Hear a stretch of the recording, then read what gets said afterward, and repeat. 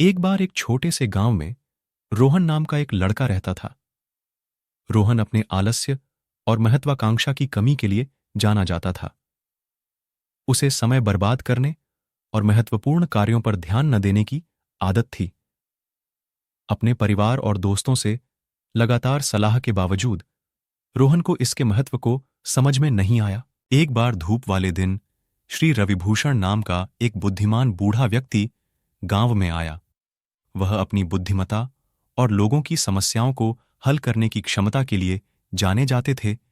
यह बात तेजी से फैल गई और जल्द ही रोहन को श्री रविभूषण के आगमन के बारे में पता चला।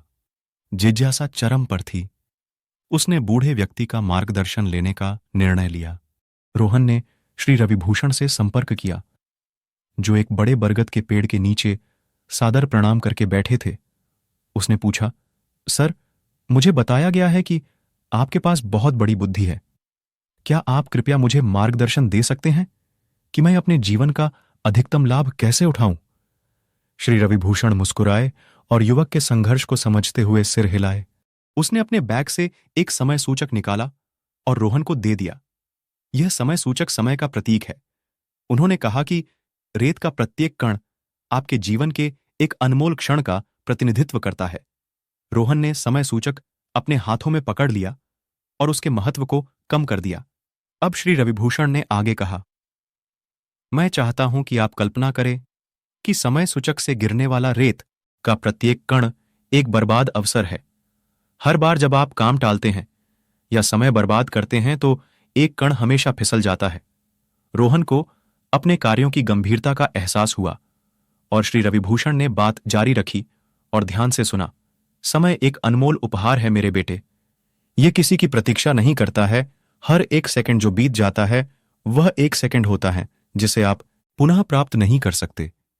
यदि आप इसे बर्बाद करते रहेंगे तो आप एक दिन पछतावे से भरकर उठेंगे। तात्कालिकता की भावना महसूस करो। रोहन ने पूछा, लेकिन मैं कैसे बदल सकता हूं? मैं समय को कैसे महत्व दे सकता हूं और इसका अधिकतम लाभ कैसे उठा सकता हूं?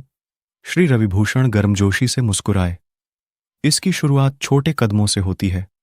उन्होंने कहा कि लक्ष्य निर्धारित करके शुरुआत करें और अपने कार्यों को प्राथमिकता दें। उन्हें प्रबंधनीय भागों में तोड़े और उन्हें एक एक करके पूरा करने पर ध्यान केंद्रित करें।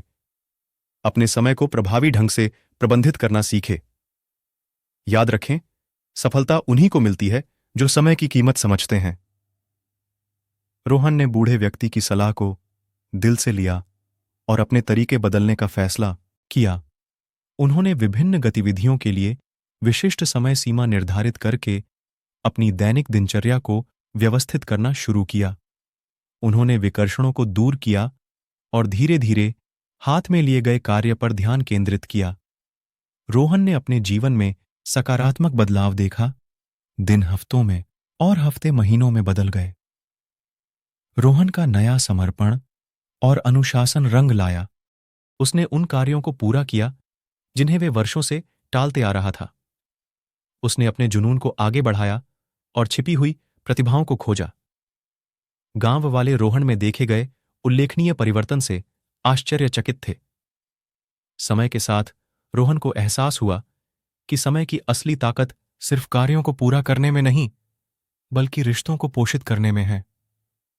उन्होंने अपने परिवार और दोस्तों के साथ गुणवत्तापूर्ण समय बिताया और उनके द्वारा साझा किए गए पलों की सराहना की। वह समझ गया था कि समय एक सीमित संसाधन है और प्रियजनों की संगति में बिताया गया प्रत्येक क्षण एक खजाना है। साल बीत गए और रोहन बूढ़ा हो गया। उनके गांव ने उनकी उल्लेखनीय उपलब्धि और समय के बुद्धिमानीपूर्ण उपयोग के लिए उन्हें सम्मानित किया। उन्होंने युवा पीढ़ी के साथ अपनी यात्रा साझा की और हर गुजरते पल को संजोने और अपने जीवन का अधिकतम लाभ उठाने का आग्रह किया। रोहन की कहानी अनगिनत लोगों को समय के साथ अपने संबंधों का पूर्ण मूल्यांकन करने के लिए प्रेरित करती हुई फैली। लोगों को यह समझ में आने लगा कि समय सिर्फ एक वस्तु नहीं है, बल्कि एक अनमोल उपहार है जिसे संजोकर रखना जरूरी है। और इसलिए श्री रविभूषण की बुद्धिमता के तहत गांव फला फूला और रोहन के परिवर्तित जीवन ने सभी को समय के महत्व और उसकी शक्ति की याद दिला दी। उनकी नियति को आकार देने के लिए